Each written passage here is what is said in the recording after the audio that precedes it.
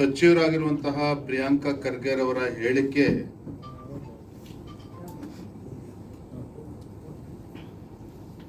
ರಾಷ್ಟ್ರೀಯ ಸ್ವಯಂ ಸೇವಕ ಸಂಘದ ಬಗ್ಗೆ ಅವರು ನೀಡಿರುವಂತಹ ಒಂದು ಹೇಳಿಕೆ ಬಹಳಷ್ಟು ಸುದ್ದಿ ಆಗಿದೆ.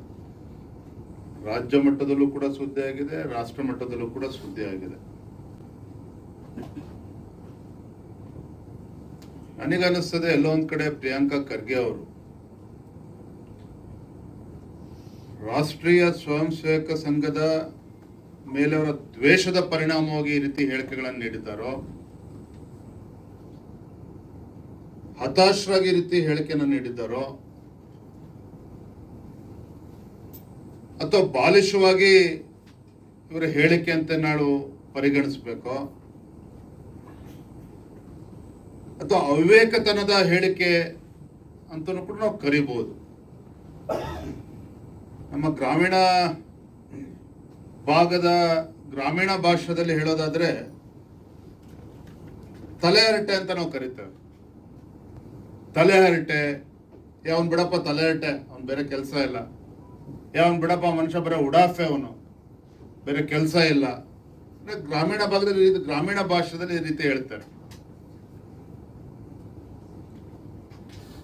ಆದ್ರೆ ಪ್ರಿಯಾಂಕಾ ಖರ್ಗೆ ಅವರು ಒಬ್ಬ ಜವಾಬ್ದಾರಿತ ಸಚಿವ ಸ್ಥಾನದಲ್ಲಿರುವಂತವರು.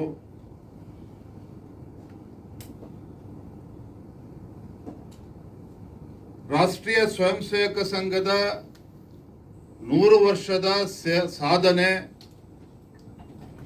ಸಮಾಜ ಕಟ್ಟುವ ನಿಟ್ಟಿನಲ್ಲಿ ಯಾವ ರೀತಿ ರಾಷ್ಟ್ರೀಯ ಸ್ವಯಂ ಸೇವಕ ಸಂಘ ಸಮರ್ಪಣೆ ಮಾಡಿಕೊಂಡಿದೆ,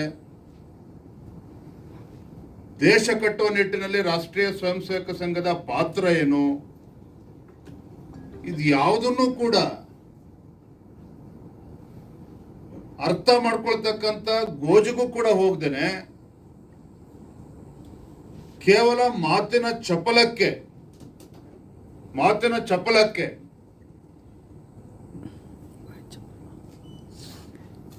ಮತ್ತೆ ಮಾಧ್ಯಮಗಳಲ್ಲಿ ಸುದ್ದಿ ಆಗಬೇಕು, ರಾಜ್ಯ ಮಟ್ಟದಲ್ಲಿ ರಾಷ್ಟ್ರ ಮಟ್ಟದಲ್ಲಿ ಸುದ್ದಿ ಆಗಬೇಕು. ಯಾಕಂದ್ರೆ ಮುಖ್ಯಮಂತ್ರಿ ಬದಲಾವಣೆ ಬಗ್ಗೆ ಏನೋ ಚರ್ಚೆ ಸಾಕಷ್ಟು ನಡೀತಾ ಇದೆ. ಅವರು ಅದರಲ್ಲಿ ಆಕಾಂಕ್ಷಿ ಇದ್ದಾರೆ, ನನಗಂತೂ ಗೊತ್ತಿಲ್ಲ. ಒಟ್ಟಾರೆಯಾಗಿ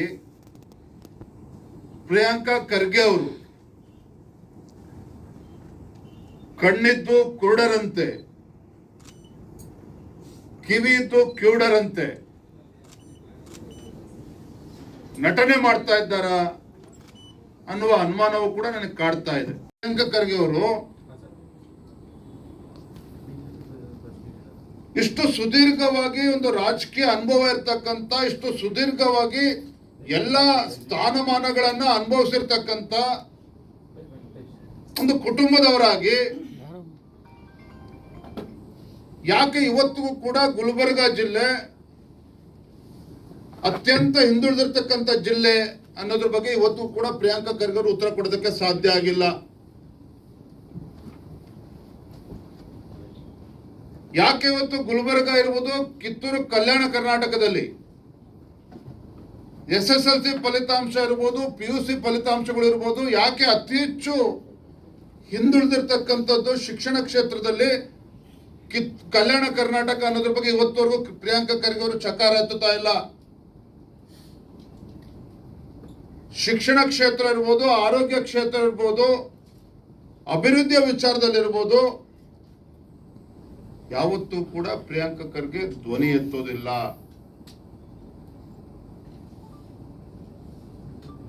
ಇತ್ತೀಚೆಗೆ ಮಾನ್ಯ ಮುಖ್ಯಮಂತ್ರಿಗಳಿಗೆ ಡಾಕ್ಟರ್ ಎಂ ಗೋವಿಂದರಾವ್ ಅವರ ಕಮಿಟಿ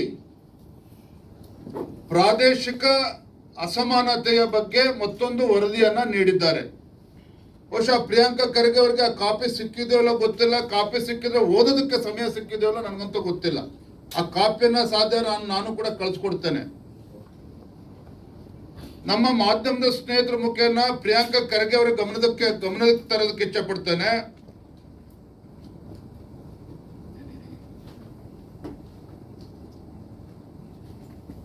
ಆ ವರದಿಯಲ್ಲಿ ಏನು ಉಲ್ಲೇಖ ಆಗಿದೆ ಅಂತ ಹೇಳಿದ್ರೆ, 59 ಅತಿ ಹೆಚ್ಚು ಹಿಂದುಳಿದಿರ್ತಕ್ಕಂಥ ತಾಲೂಕುಗಳು ಕರ್ನಾಟಕ ರಾಜ್ಯದ ಯಾವ ಭಾಗದಲ್ಲಿದೆ ಅಂತ ಹೇಳಿದ್ರೆ ಸಂಪೂರ್ಣವಾಗಿ ಕಲ್ಯಾಣ ಕರ್ನಾಟಕ ಹಾಗೂ ಕಿತ್ತೂರು ಕರ್ನಾಟಕದ ಭಾಗದಲ್ಲೇ ಇರುವಂತದ್ದು. ಮತ್ತೊಮ್ಮೆ ಹೇಳ್ತಾನೆ ಮಾನ್ಯ ಪ್ರಿಯಾಂಕಾ ಖರ್ಗೆ ಅವರೇ, ಡಾಕ್ಟರ್ ಎಂ ಗೋವಿಂದರಾವ್ ಅವರು ಕೊಟ್ಟಿರ್ತಕ್ಕಂಥ ವರದಿ ಮುಖ್ಯಮಂತ್ರಿಗಳು ಏನು ಕೊಟ್ಟಿದ್ದಾರೆ, ಪ್ರಾದೇಶಿಕ ಅಸಮಾನತೆ ಬಗ್ಗೆ, ರೀಜನಲ್ ಇಂಬ್ಯಾಲೆನ್ಸ್, 59 ತಾಲೂಕುಗಳು ರಾಜ್ಯದಲ್ಲಿ ಎಷ್ಟು ಹಿಂದುಳಿದಿದ್ದಾವೆ ಇವೆಲ್ಲವೂ ಕೂಡ ಕಲ್ಯಾಣ ಕರ್ನಾಟಕ ಹಾಗೂ ಕಿತ್ತೂರು ಕರ್ನಾಟಕ ಭಾಗದಲ್ಲಿ ಬರುವಂತದ್ದು. ಇದ್ರ ಬಗ್ಗೆ ಪ್ರಿಯಾಂಕಾ ಖರ್ಗೆ ಅವರು ಏನಾದರೂ ಸದನದಲ್ಲಾಗ್ಲಿ ಅಥವಾ ಇವತ್ತು ನಾಳೆ ಪ್ರೆಸ್ ಮೀಟ್ ಮಾಡಿ ರಾಜ್ಯದ ಜನರ ಗಮನಕ್ಕೆ, ವಿಶೇಷವಾಗಿ ಕಲ್ಯಾಣ ಕರ್ನಾಟಕ ಕಿತ್ತೂರು ಕರ್ನಾಟಕದ ಜನತೆಗೆ ಗಮನಕ್ಕೆ ತರೋದಕ್ಕೆ ಸಾಧ್ಯ ಆಗುತ್ತಾ? ಯಾಕೆ ಇವತ್ತು ಕಲ್ಯಾಣ ಕರ್ನಾಟಕ ಶಿಕ್ಷಕರಿಂದ ವಂಚಿತರಾಗಿದ್ದಾರೆ, ಮಕ್ಕಳಿಗೆ ಯಾಕೆ ಅನ್ಯಾಯ ಮಾಡ್ತಾ ಇದ್ದಾರೆ?